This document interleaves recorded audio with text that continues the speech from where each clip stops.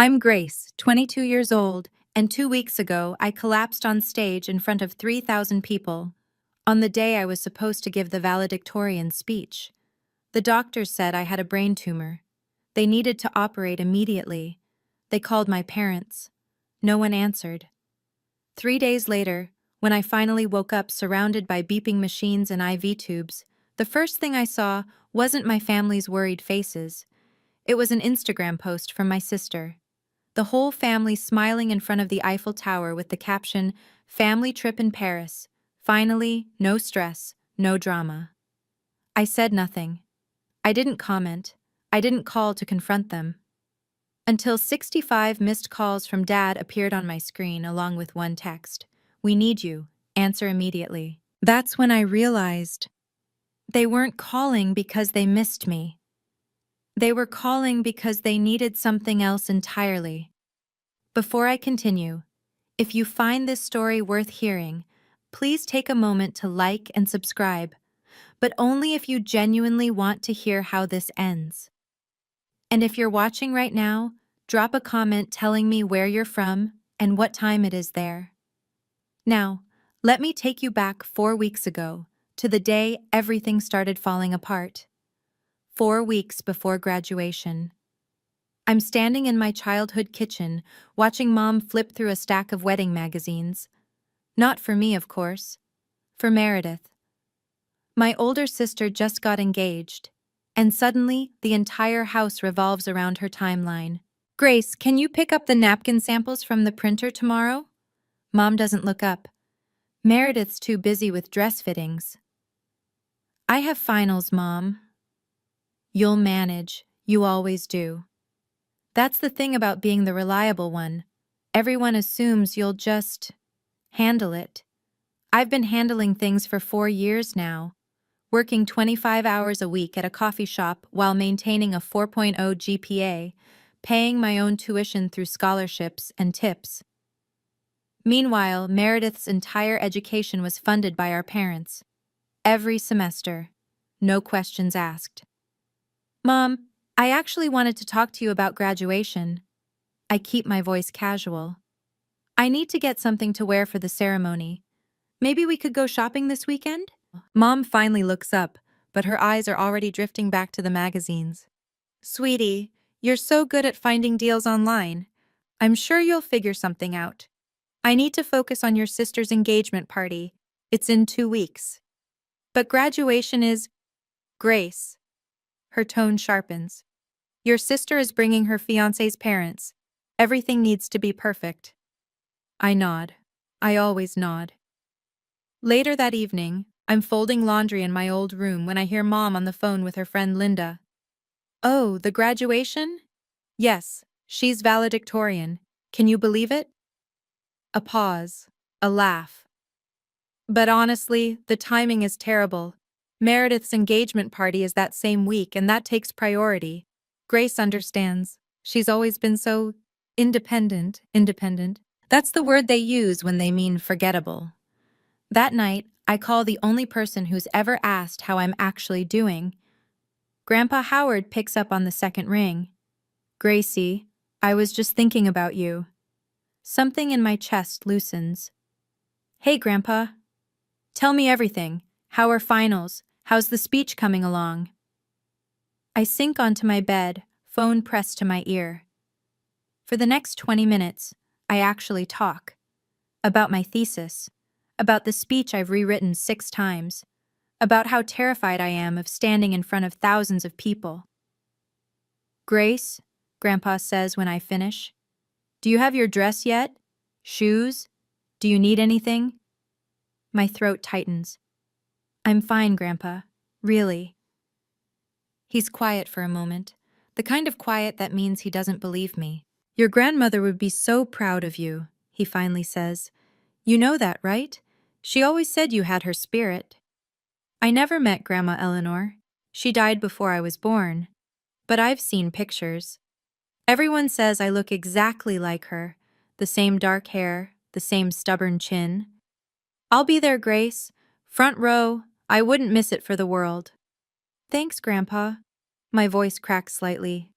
"That means a lot." And Grace, I have something for you. A gift. Your grandmother wanted you to have it when you graduated. I've been holding on to it for years.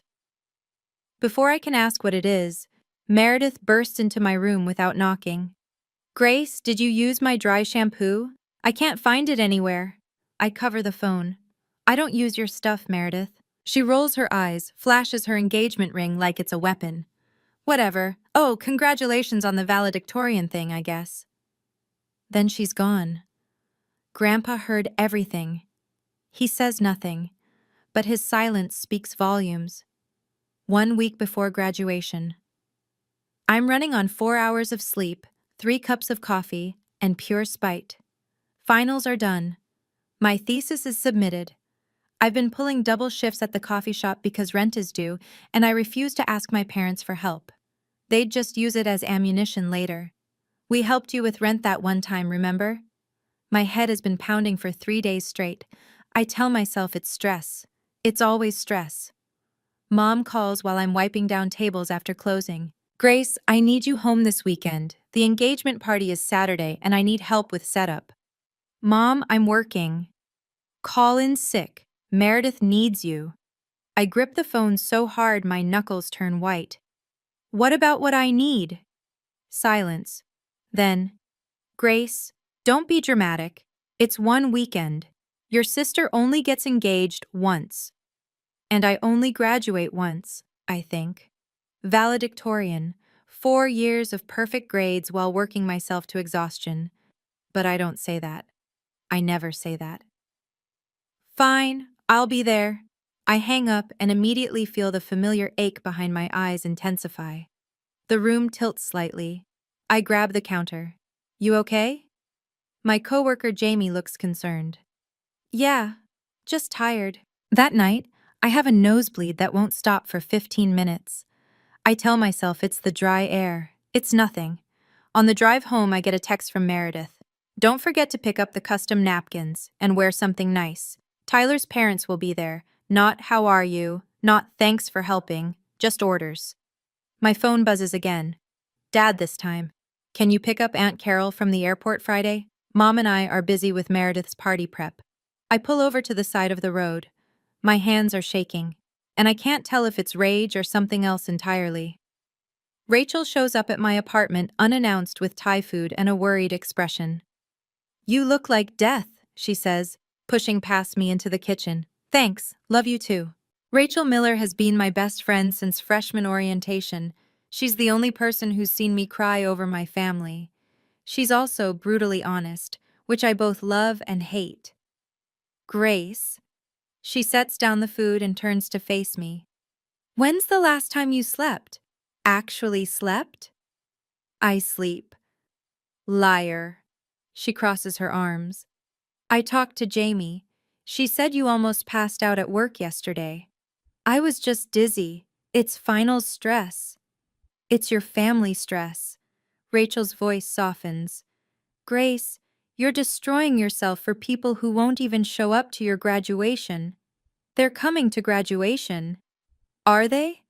I open my mouth to argue, then close it, because the truth is I don't know. Mom hasn't mentioned it in weeks. Dad keeps forgetting the date. Meredith doesn't even know I'm valedictorian. They'll come, I say weakly. It's my graduation. Rachel sits down across from me. Babe, in 4 years they haven't come to a single award ceremony. Not one. Remember when you won that teaching fellowship? Who was in the audience? You. And Grandpa. Exactly. She reaches across the table and takes my hand.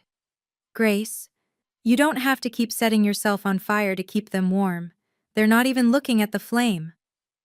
My eyes sting. I blink rapidly. That night after Rachel leaves, I'm brushing my teeth when my vision suddenly doubles. I grip the sink. The headache is back, worse than before. I should see a doctor, I think. But there's no time. The engagement party is tomorrow. I swallow 2 more ibuprofen and go to bed. My phone lights up, a text from Rachel. If anything happens, call your grandpa. He's the only one who actually cares. I don't respond. But I don't delete the message either. Meredith's engagement party. I've been on my feet for 6 hours, setting up chairs, arranging flowers, refilling champagne glasses, playing the role I was born into, the invisible support system. The backyard looks stunning. White lights strung across the oak trees, a three-tiered cake that costs more than my monthly rent. 40 guests in cocktail attire, laughing and toasting to my sister's future. No one asks about mine. Grace, more champagne over here. Mom waves from across the lawn. I grab another bottle and make my way through the crowd. My head is pounding. I smile through it. Meredith is holding court near the fountain, Tyler's arm around her waist. She's 3 glasses of champagne deep and glowing. Everyone, this is my little sister. She pulls me into the spotlight. Grace does everything around here. Seriously, I don't know what we'd do without her. Scattered applause, a few polite smiles. Then Meredith leans in, her voice carrying just far enough. She's so good at, helping. She's going to be a teacher. Can you imagine? Wiping noses for a living. Laughter. Light, dismissive laughter. I keep smiling. My face hurts. Oh, and she's graduating next week. Meredith adds like an afterthought. Veil something? What's it called again? Valedictorian, I say quietly. Right, that. Meredith waves her hand. She's always been the smart one. But smart doesn't buy Louboutins, does it? More laughter. I excuse myself to the kitchen, lean against the counter, breathe. Through the window, I notice an older man watching the scene. I recognize him, Mr. Patterson, Grandpa's former colleague. His expression is unreadable. My phone buzzes, a text from an unknown number. Your grandfather should know how your family treats you. I look up. Mr. Patterson raises his glass slightly in my direction, then turns away. My hands are trembling. But this time, I don't think it's just the humiliation. After the party, I'm alone in the kitchen, elbow deep in dishes. Everyone else is in the living room, cooing over engagement photos. Mom walks in, face flushed with wine and satisfaction. Grace, I have wonderful news. I don't turn around. What is it? We're going to Paris, the whole family. Tyler's treating us to celebrate the engagement. My hands stop moving in the soapy water. Paris? When? Next Saturday. We fly out Friday night. Friday night. Graduation is Saturday morning. Slowly, I turn around. Mom, my graduation is Saturday. She waves her hand. I know, sweetie, but the flights were already booked when we realized. Tyler got such a good deal. You're missing my graduation for a vacation. Don't say it like that. Mom frowns. It's not just a vacation. It's for your sister. I'm valedictorian, Mom. I have to give a speech. And you'll be wonderful. You don't need us there, Grace. You've always been so self-sufficient. I stare at her, waiting for her to hear herself, waiting for something to click. Nothing does. Dad agrees with this? As if summoned, Dad appears in the doorway.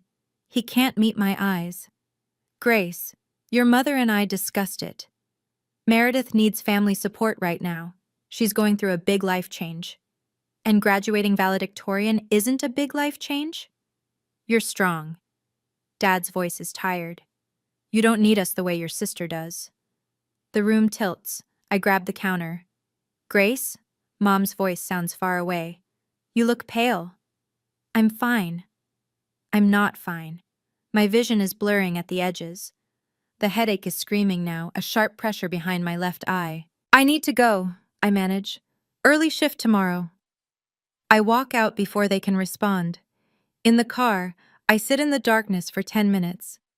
Then I drive to my empty apartment and cry until I can't breathe. 3 days before graduation. I'm lying on my apartment floor because getting up feels impossible. Rachel's voice crackles through speakerphone. They're skipping your graduation for a vacation? A vacation? It's for Meredith's engagement. Grace, stop making excuses for them. I'm not making excuses. I'm just accepting reality. That's worse. I stare at the ceiling. There's a water stain shaped like a broken heart. Fitting. 4 years, Rachel continues. 4 years you worked yourself half to death, and they can't postpone one trip? Apparently not. She goes quiet, then softer. How are you feeling? Physically, I mean. You sounded weird on the phone yesterday.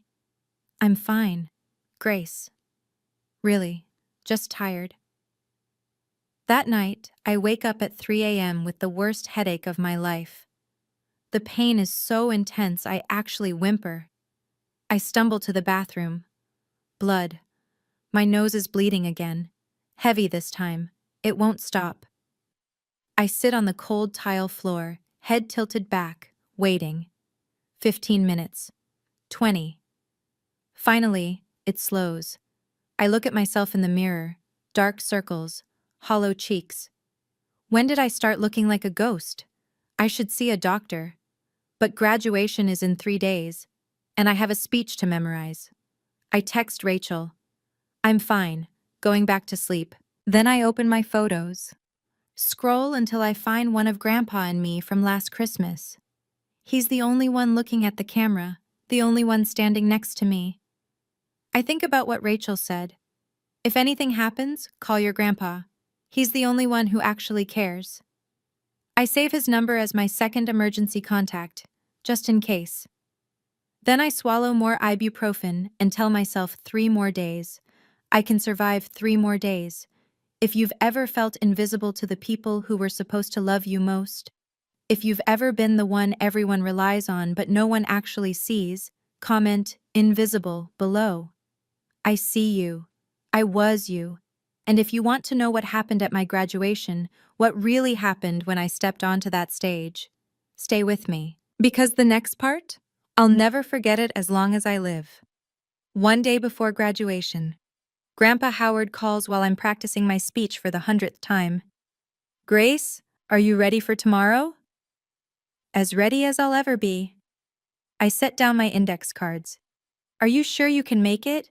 I know the drive is long. Wild horses couldn't keep me away. I can hear the smile in his voice. I'm leaving tonight, staying at a hotel near campus. I want to be there early. My throat tightens. Grandpa, you don't have to. I want to. I need to give you something. He pauses. Something your grandmother wanted you to have. Grandma? She left it for you before she passed. Made me promise to wait until you graduated college. She knew you'd make it, Grace. Even before you were born, she knew. I don't know what to say. Grandpa, what is it? You'll see tomorrow. Just know that your grandmother and I have always believed in you. Even when... He trails off. Even when what? Even when others forgot to. A long pause. Grace, did your father ever tell you I offered to help with your tuition? What? This is news to me. No, he always said you couldn't afford to help both of us. Grandpa makes a sound, somewhere between a sigh and a bitter laugh. Is that what he told you? Grandpa, what do you mean? Tomorrow, he says gently. We'll talk tomorrow, after the ceremony. For now, just know this. You are not alone, Grace. You never were. I hang up the phone, more confused than before. Grandpa had money? He offered to help with my tuition? Then where did it go? The questions chase each other in circles. My head throbs. But there's no time to dwell. Tomorrow is the biggest day of my life. I just have to make it through one more night. Graduation morning. I wake up to a pounding headache and a text from Mom. Just landed in Paris. Have a great graduation, sweetie. So proud of you. Attached is a selfie. The whole family at Charles de Gaulle Airport. Meredith is pouting for the camera. Dad's giving a thumbs up. Mom's smiling like she doesn't have a care in the world. Like she hasn't abandoned her daughter on the most important day of her life. I don't respond. Rachel picks me up at 9. She takes one look at me and frowns. Grace, you're gray. Like actually gray. I'm nervous. It's fine. It's not fine. When did you last eat? I had coffee.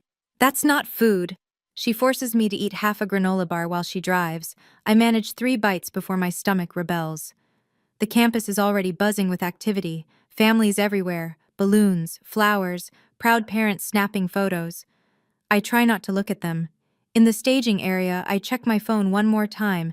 Another text from Mom. Send pics. We want to see everything. They want to see everything, but they didn't want to be there to see anything. I'm about to put my phone away when I notice something. My emergency contact form for the university. I filled it out freshman year and never updated it. Primary contact, Douglas Donovan, father.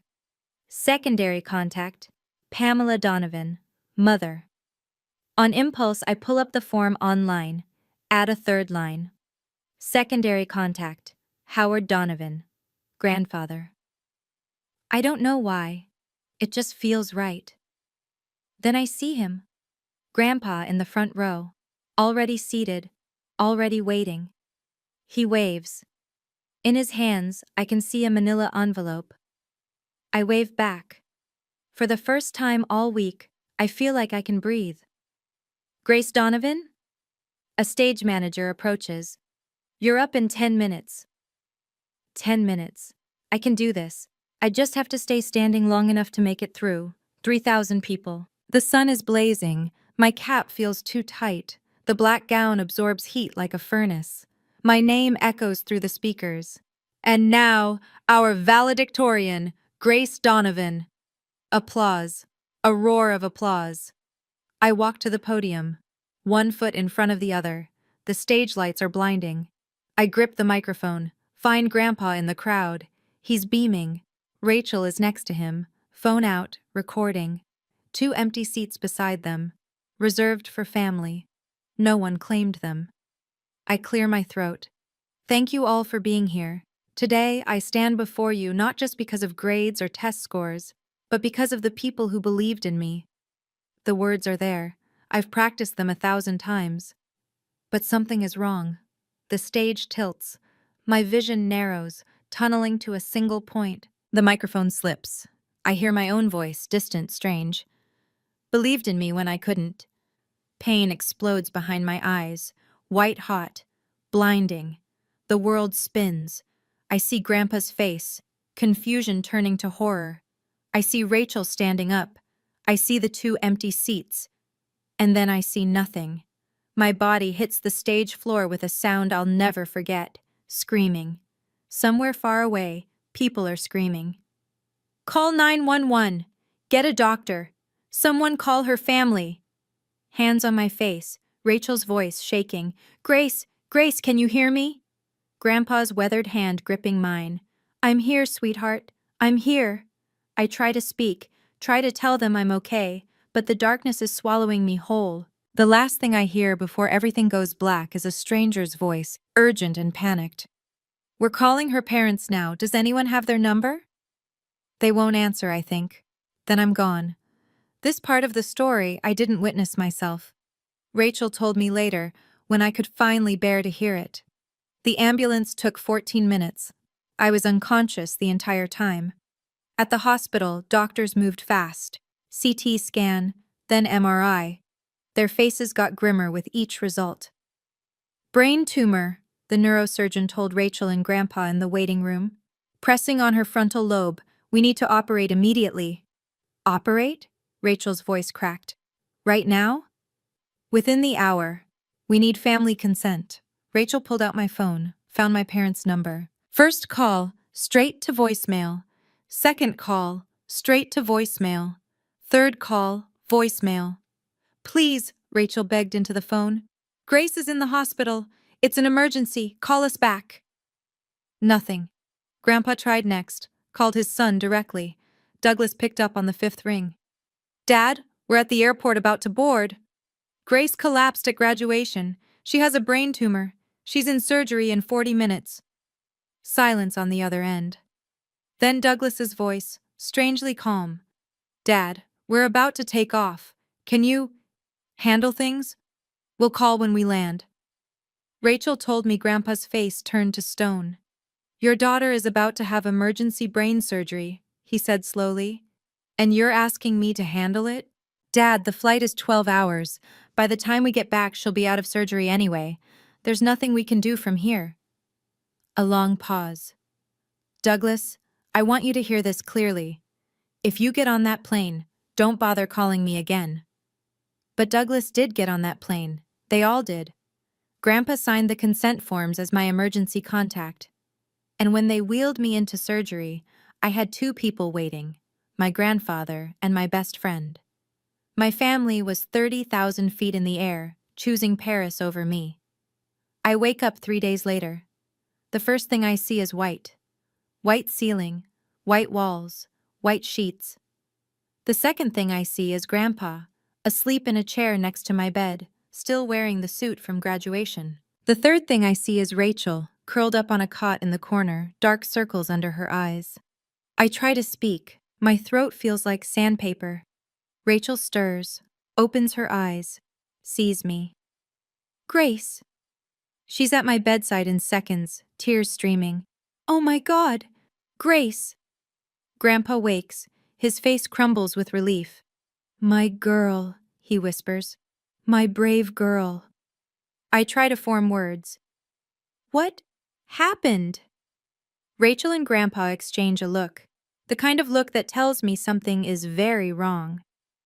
You had a brain tumor, Rachel says carefully. They removed it. You're going to be okay. Surgery? 3 days ago. You've been unconscious.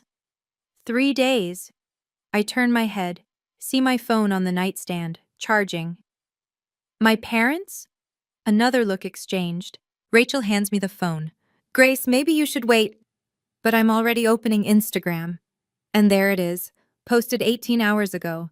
A photo of my entire family, Mom, Dad, Meredith, standing in front of the Eiffel Tower at sunset.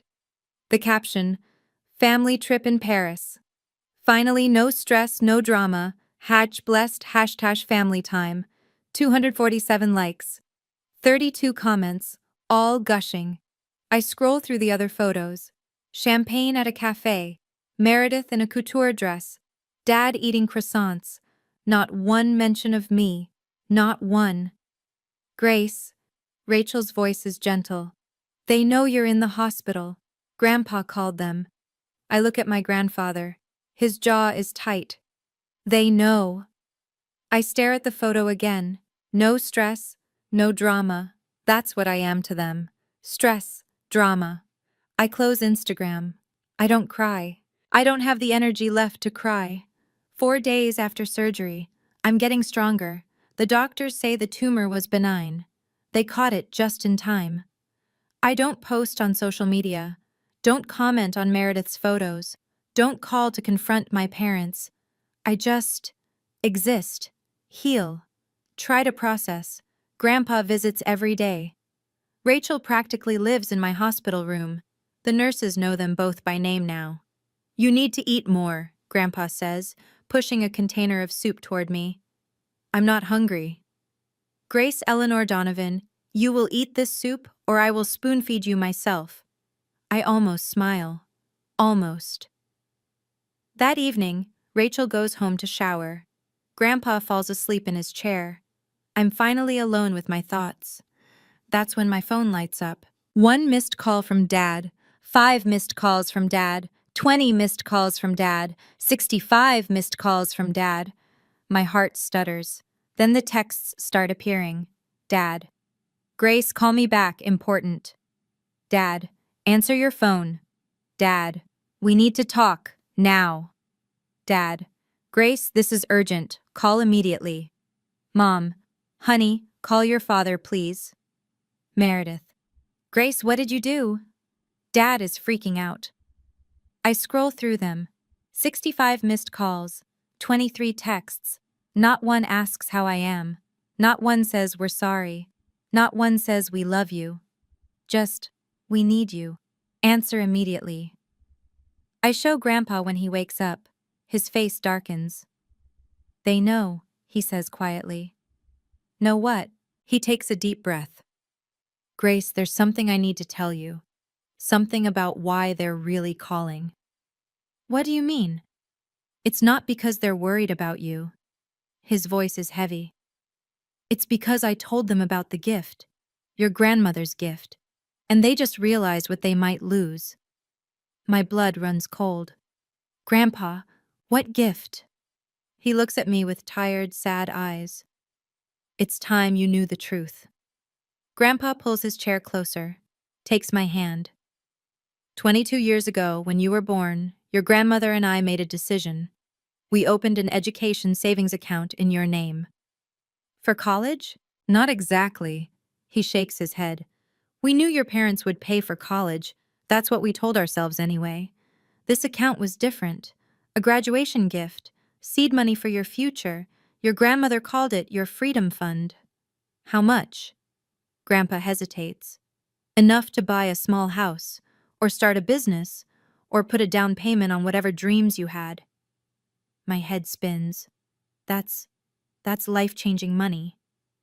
But Dad told me you didn't have money to help with tuition, that you could only help Meredith because Meredith asked. Grandpa's voice turns bitter. Your father asked me for money for both your educations. I gave it. I wrote 2 checks, one for you, one for Meredith. Same amount. Then where did my money go? Where? I don't know, but I can guess. He pulls out his phone, shows me a photo, a bank statement, 2 withdrawals on the same day 4 years ago. Your parents cashed both checks. They put Meredith's portion toward her tuition, and yours. I think about their new kitchen renovation, Mom's designer bags, the vacation fund they always seem to have. They spent it, I whisper. I believe so. And this freedom fund? They didn't know about it? I never told them. I knew, Grace. Even back then, I knew they treated you differently. This money was always meant to bypass them entirely, directly to you, on your graduation day. But now they know. I told your father when you were in surgery. I was angry. I said if he didn't come home, I'd make sure you received everything. Grandpa sighs. I shouldn't have said it like that, but I was furious. That's why they're calling. Yes. Not for me. For the money. They arrive the next afternoon. I hear them before I see them. Mom's heels clicking down the hospital corridor. Her voice too loud. Which room? Donovan? Grace Donovan? Rachel stands up from her chair. I should go. Stay, please. She nods, takes a position by the window. The door bursts open. Mom sweeps in first, face arranged in perfect maternal concern. Grace, baby, we came as fast as we could. She leans down to hug me. I don't hug back. You came as fast as you could, I repeat slowly. 5 days after I nearly died. The flights were fully booked. Instagram says you posted from the Louvre yesterday. Mom's face flickers. We were trying to make the best of a difficult situation. Dad enters behind her. He looks tired. He can't meet my eyes. Then Meredith, shopping bags in hand, actually carrying shopping bags into a hospital room. Hey, Grace. She doesn't approach the bed. You look better than I expected. Rachel makes a sound in the corner. I don't look at her, but I can feel her rage from across the room. Meredith, I say calmly. I had brain surgery. I know. That's so crazy, right? She sets down her bags. Anyway, we cut the trip short, so you're welcome. The room falls silent. Then Mom clears her throat. Grace, sweetheart, we should talk. As a family. She looks pointedly at Rachel. Privately. Rachel stays. Grace. Rachel was here when I woke up. Rachel held my hand before surgery. Rachel stays. Mom's lips thin. But before she can argue, the door opens again. Grandpa Howard. The temperature drops 10 degrees. Dad stiffens. Dad! Douglas! Grandpa's voice is ice. Pamela? Meredith. He walks to my bedside, takes my hand. I see you finally found time in your schedule.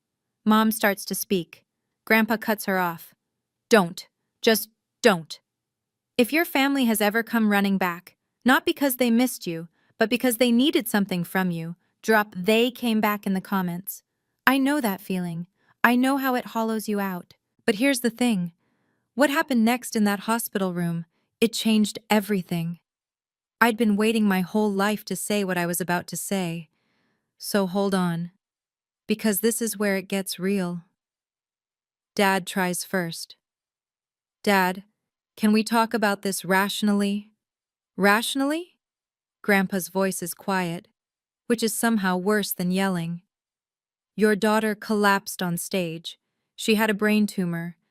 The hospital called you 47 times. We were on a plane. You weren't on a plane. You were at the gate. I talked to you, Douglas. You chose to board anyway. Mom steps forward. Howard, this is a family matter. Grace is family. She's my family.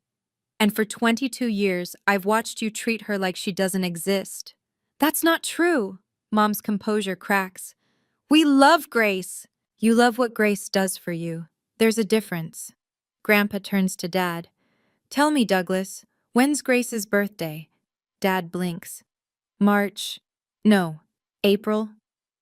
October 15th, I say quietly. It's October 15th, Dad. He has the decency to look ashamed. Grandpa continues. What's her favorite book? Her best friend's name? What job did she just accept after graduation? Silence. Rachel's jaw is tight. She knows all these things. She's known them for 4 years. Meredith rolls her eyes. Grandpa, this is ridiculous. We didn't fly all the way back to play 20 questions. No, Grandpa says. You flew back because you heard about the money. The word lands like a bomb. Mom's face goes pale. We came because Grace was sick. You came because I told Douglas that Grace would receive her inheritance directly, without you as intermediaries. Grandpa's eyes are hard. Suddenly, after 4 years of ignoring her, you're concerned about her welfare? That inheritance belongs to the family. That inheritance belongs to Grace. Grandpa's voice rises for the first time. Her grandmother left it for her, not for Meredith's destination wedding, not for your kitchen remodel. Mom opens her mouth, closes it. I watch the calculations happen behind her eyes, and something in me goes cold. You want to know the truth, Howard? Mom's voice shifts, something raw breaking through. Fine. You want truth? Dad reaches for her arm. Pam. She shakes him off. No, he wants to make me the villain? Let's have it out. She turns to me. Her eyes are wet, but not with guilt, with something older, something wounded. You want to know why I've always kept my distance from you, Grace? Because every time I look at you, I see her. Who? Eleanor. Mom spits the name like poison. Your precious grandmother. The woman who spent 30 years making me feel like I wasn't good enough for her son. Grandpa goes very still. The first time I came to this family, Mom continues, Eleanor looked at me like I was dirt under her shoes. 26 years of snide comments. 26 years of Douglas, are you sure about this one? 26 years of never being enough. I can't speak. And then she died, and I thought, finally I can be accepted. Mom laughs bitterly. But then you were born, Grace, and you looked exactly like her. Same eyes, same stubborn chin, same everything. That's not Grace's fault, Rachel says sharply. I know that, Mom screams, then quieter. I know that, but every time I looked at her, I saw Eleanor judging me. I couldn't. She breaks off, covers her face. I should feel sympathy. Part of me does, but another part of me thinks, I was a baby. I was a child. I spent 22 years wondering why my mother couldn't love me. And the answer is, because I have my grandmother's face. A woman I never even met. Mom, I say slowly, I'm not Grandma Eleanor. I know. Do you? Because I've spent my whole life paying for something I didn't do. She doesn't answer. That tells me everything. I push myself up against the pillows. My body is weak, but my voice is steady. Mom, I say. I understand now. You had a painful relationship with Grandma. You felt judged. That hurt you. Hope flickers in her eyes. But that is not my fault. The hope dims. For 22 years, I've done everything right. Perfect grades, no trouble. I worked 3 jobs so you wouldn't have to pay for my education. I showed up to every family event. I helped with every party, every holiday, every crisis. Grace, I'm not finished. My voice doesn't waver. I did all of that because I thought if I tried hard enough, you would finally see me. Finally love me the way you love Meredith. Meredith shifts uncomfortably. But I was wrong, because you were never going to see me. You were always going to see her. I turn to Dad. And you. You watched this happen for 22 years and said nothing. He flinches. Grace, I didn't know how to How to what? Stand up for your daughter? Ask your wife why she flinches when I enter a room? It's complicated. It's really not. I shake my head. You chose the path of least resistance, and the path of least resistance meant sacrificing me. Grandpa squeezes my hand. I look at each of them in turn, Mom crying quietly, Dad staring at the floor, Meredith, arms crossed, defensive. I don't hate you, I say, any of you, but I also can't keep pretending this is normal. I can't keep being the invisible one. What do you want? Dad asks quietly. I take a breath. I want you to see me as a person, not as a ghost, not as a burden, not as someone who exists to make your lives easier. And if we can't? I meet his eyes. Then I'll mourn the family I wished I had, and I'll build a new one. The room is silent. I turn to Grandpa. I want to talk about Grandma's gift. He nods, pulls the manila envelope from his jacket, the same envelope he brought to graduation. This is yours, he says. Your grandmother set it aside 25 years ago. It's been growing interest ever since. I take the envelope. Don't open it. I know what you're thinking, I say to my parents. You're wondering if I'll share it, if I'll bail out Meredith's wedding or pay for your next renovation. Mom starts to speak, stops. I'm not going to do that. Grace! Meredith finally breaks her silence. That's so selfish. Grandma wanted me to have it, not you, me. But we're family. Family. I almost laugh. You're using that word now? After you posted Instagram photos from Paris while I was in brain surgery?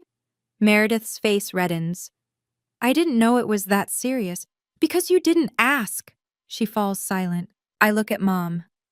I'm not taking this money to hurt you. I'm taking it because it's mine. Because Grandma wanted me to have options, to not depend on people who see me as an afterthought. What about us? Dad asks. Are we just supposed to lose you? You already lost me.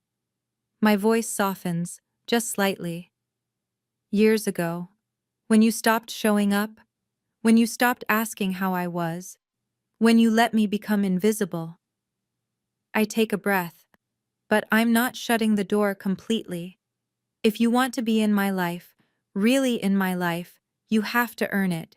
You have to see me as Grace, not as Eleanor's ghost, not as Meredith's backup, just me. And if we try? Mom's voice is small. Then we can start over, slowly, with boundaries. What kind of boundaries? I look her in the eye. I'll let you know when I'm ready. Meredith moves first. She grabs her shopping bags, face tight with anger. This is insane. You're choosing to tear this family apart over money. This isn't about money, Meredith. Really? Because it sounds like I nearly died. You went shopping. She freezes. I'm not saying that to make you feel guilty. I'm saying it because you need to hear it. You need to understand what it felt like to wake up in a hospital bed and see your family posing in front of the Eiffel Tower. Her lower lip trembles. For a moment, I see something crack behind her eyes. Then she walks out. The door clicks shut behind her. Mom is crying now. Real tears. The kind that can't be faked. I'm sorry, she whispers. I'm so sorry, Grace. I know. I was wrong. I was so wrong. I know, Mom. But I don't know how to fix it. Neither do I, not yet. I pause. But if you really want to try, you have to get help. Talk to someone, a therapist. Work through whatever Eleanor made you feel, so you stop projecting it onto me. She nods, wipes her eyes, leaves without another word. Now it's just me, Dad, Grandpa, and Rachel. Dad sits down heavily in the chair beside my bed. Grace, he says quietly, I failed you. Yes. I should have protected you. Yes. I told myself you were strong, that you didn't need me, but that was just an excuse. It was. He looks at me. For the first time maybe ever, really looks at me. I can't undo 22 years. But can I try to do better? I study his face, the genuine remorse there. Call me next week, I say finally. Ask me how I'm doing, and actually listen to the answer. He nods, stands, squeezes my hand once. I will. Then he's gone too. 2 weeks later. I'm discharged from the hospital with a clean bill of health. The tumor is gone. The doctors call it a miracle. I call it a second chance. I don't move back home. I use a small portion of Grandma's gift to rent a tiny apartment near the school where I'll be teaching in the fall. It's nothing fancy, 1 bedroom, a kitchenette, a window that overlooks a parking lot. But it's mine. The fallout happens fast. Meredith blocks me on every social media platform. Her new bio reads, "Some people don't appreciate family." I screenshot it, send it to Rachel. Rachel sends back a string of middle finger emojis. 2 days later, I get a call from Rachel. She sounds gleeful. You're not going to believe this. What? Tyler, Meredith's fiancé, he heard the whole story. From his mother, who heard it from the hospital grapevine. Rachel is practically bouncing. He's reconsidering the engagement. I don't feel triumphant, just tired. That's not what I wanted. I know, but still. A week after that, I see on Facebook that the engagement party photos have been deleted. Then the engagement announcement itself. Mom texts me, Meredith is devastated. I hope you're happy. I stare at the message for a long time. Then I type back, I'm not happy about her pain, but I'm not responsible for it either. She doesn't respond. Dad, to his credit, does call. The following Tuesday, right when he said he would. Hi, Grace. Hi, Dad. How are you feeling? Better. Still tired, but better. A pause, then, what did you have for dinner last night? I almost smile. Such a small question, but he's never asked it before. Pasta, I say. With Rachel. That sounds nice. It's awkward, stilted, but it's something. For now, it's enough. 3 months later, I'm standing in my new classroom arranging desks, 8th grade English. 26 students starting Monday. Rachel is helping me hang posters, or rather, criticizing my poster placement while eating my chips. A little to the left, she says, mouthful. No, you're left. I don't know why I keep you around. Because I'm delightful and you love me. I can't argue with that. The room is starting to look like mine. Bookshelves I found at a thrift store. A reading corner with mismatched pillows. A bulletin board that says, "Every voice matters." My phone buzzes. Grandpa. How's the setup going? Almost done. Are we still on for dinner Sunday? Wouldn't miss it. I hear him smile through the phone. Your grandmother would be so proud, Grace. Building your own classroom, your own life. My eyes sting. I wish I'd known her. You would have loved each other. He pauses. Speaking of which, I found something while cleaning out the attic. A letter she wrote before she passed, addressed to my future granddaughter. I grip the phone. What? She wrote it 25 years ago, before your mother was even pregnant. She just knew somehow. What does it say? That's for you to find out. I'll bring it Sunday. After he hangs up, I sit down in my teacher's chair, the one I'll use every day for the next school year. Rachel plops into a student desk. You okay? She wrote me a letter before I was born. Rachel's eyes widen. That's kind of amazing. Yeah. I look around my classroom, at the life I'm building from scratch. It is. Outside, the sun is setting. Golden light streams through the windows. For the first time in months, maybe years, I feel like I'm exactly where I'm supposed to be. 1 month later. A knock on my apartment door, Sunday afternoon. I open it to find Dad standing there holding a cardboard box. Hi, Grace. I blink. Dad? I wasn't expecting. I know, I should have called. He shifts the box in his arms. Can I come in?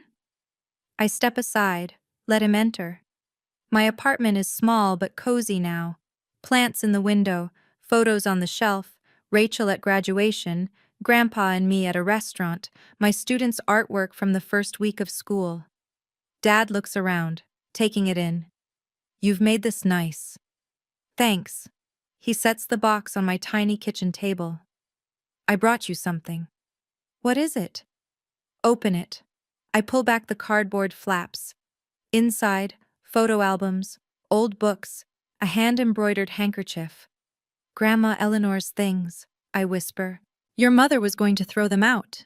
Dad won't meet my eyes. I couldn't let her. I lift the handkerchief. Delicate flowers stitched along the edges, the initials ED in the corner. Dad. I don't know what to say. I know I can't fix 22 years. His voice is rough. I know I failed you in ways that can't be undone, but I wanted you to have these, to know where you come from. I set the handkerchief down. Look at my father. He looks older than I remember, tired, uncertain. I'm not asking for forgiveness, he says quietly. I'm just asking for a chance to be better. I think about all the years of silence, all the missed birthdays and empty seats, but I also think about those Tuesday phone calls, awkward and stilted but consistent every single week. Okay, I say finally. Okay? Okay, you can try. I pause. But Dad, trying means showing up, not just when it's convenient. He nods, swallows hard. I understand. Do you want coffee? He almost smiles. I'd like that. 6 months after graduation. I'm sitting at my desk after the last bell. The classroom is quiet now. 26 chairs, 26 stories, 26 kids who will come back tomorrow expecting me to teach them how to find their voices. A knock on my door. Ms. Donovan? It's Marcus, one of my quieter students. Can I ask you something? Of course. He shuffles in. 13 years old, always in the back row, rarely speaks up. Did you ever feel like no one sees you? My heart clenches. Yes, I tell him honestly. For a very long time, I felt exactly like that. What did you do? I think about my answer carefully. I found people who did see me. My grandfather, my best friend. And eventually, I tap my chest. I learned to see myself. That's it? That's a lot harder than it sounds. I smile. But once you know your own worth, you stop needing everyone else to tell you. He nods slowly. Thanks, Ms. Donovan. After he leaves, I stay at my desk a while longer. On my phone, there's a photo I look at sometimes. Me at 6 years old, holding my grandmother's hand in a picture I've never seen before. Grandpa found it in the box of Eleanor's things. She's smiling down at me. Even though she died before I turned 1, in this photo, she's looking at me like I'm the most important person in the world. I used to think love was something you had to earn, work for, sacrifice yourself for. Now I know better. Love is who shows up. Love is who stays. And I don't need to keep setting myself on fire to prove I'm worth someone's warmth. I know my worth now. That's enough. That's more than enough. 1 year after graduation, my phone rings while I'm grading papers. A number I haven't seen in months. Meredith. I let it ring twice, 3 times. Then I answer. Grace? Her voice is smaller than I've ever heard it. Can we talk? I'm listening. Tyler left. For real this time. She laughs, but it's hollow. Turns out his family didn't want a daughter-in-law from a family that abandons people in hospitals. I don't say anything. And I got into some debt. Credit cards. I thought Tyler would help cover it, but she trails off. I don't know what to do. Why are you calling me? Because you're the only person who doesn't want something from me. Her voice breaks. Mom and Dad are furious. They keep talking about how I embarrassed them. My friends only liked me because of Tyler's money, and I hear her crying, real tears, the kind you can't fake. Part of me wants to say, now you know how it feels. To be alone, to be abandoned. But that's not who I want to be. Meredith, I say carefully, I'm sorry about Tyler. I'm sorry you're hurting. You don't have to, but I can't fix this for you. I can't pay off your debt or make Tyler come back. That's not my role anymore. Silence. Then why did you answer? Because you're my sister, and I wanted you to know that I don't hate you. She's quiet for a long moment. I was terrible to you, she whispers. Yes. I don't know why, I never had to try. Everything was always handed to me, and you worked so hard, and I think I was jealous. Maybe. Can we ever be okay? I think about it. Really think. I don't know, I say honestly. But if you're willing to do the work, I'm willing to try. Really? Really. But Meredith, you have to actually change, not just say you will. I know. I hope so. 2 years after graduation. I'm sitting in a crowded auditorium, waiting for Grandpa Howard to take the stage. The banner behind the podium reads, Community Educator of the Year Award. Rachel is beside me, dressed up for once. I can't believe he's finally getting recognized. He deserves it 10 times over. The announcer calls his name. The crowd applauds. Grandpa walks slowly to the podium, 80 years old but still standing tall. He adjusts the microphone, scans the audience until his eyes find mine, and then he smiles. Thank you for this honor, he begins. But I want to dedicate this award to someone else, my granddaughter Grace. My breath catches. 2 years ago, I watched this young woman collapse on stage at her graduation. She had a brain tumor. She nearly died. He pauses. And she woke up to find that the people who should have been there weren't. The audience is silent. But Grace didn't give up. She didn't become bitter. Instead, she built a life filled with people who love her for who she is, not what she can do for them. She's teaching now, shaping young minds, showing kids every day that they matter. His voice wavers. Her grandmother, my Eleanor, once told me, the people who are forgotten by the world need us to remember them the most. Grace taught me what that really means. I'm crying now. Rachel is crying too. Grandpa raises his award toward me. This belongs to you, sweetheart, for having the courage to choose yourself. After the ceremony, I hug him so tight I think I might never let go. I love you, Grandpa. I love you too, Grace. Your grandmother would be so proud. I know, I whisper. I finally know. My family is complicated. It always will be. Dad calls every Tuesday. Mom sends cards on holidays now, careful and polite. Meredith is in therapy. We text sometimes. But my real family? They're the ones who showed up, the ones who stayed.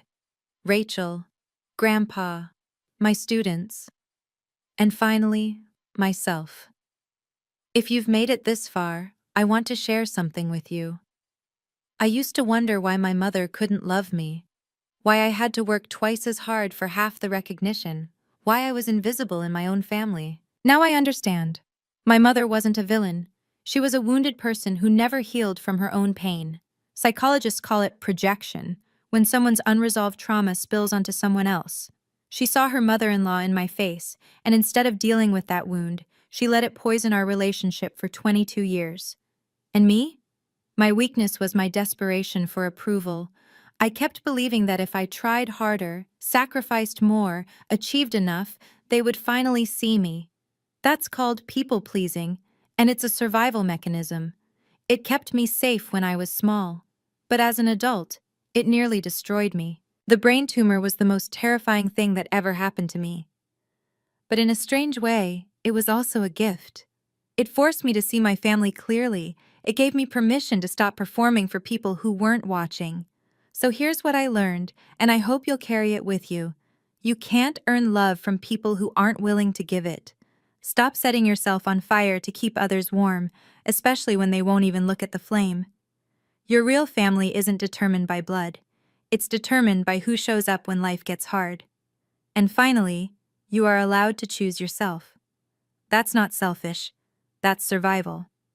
If you're in a situation like mine, if you're the invisible one, the forgotten one, the one who gives and never receives, I see you.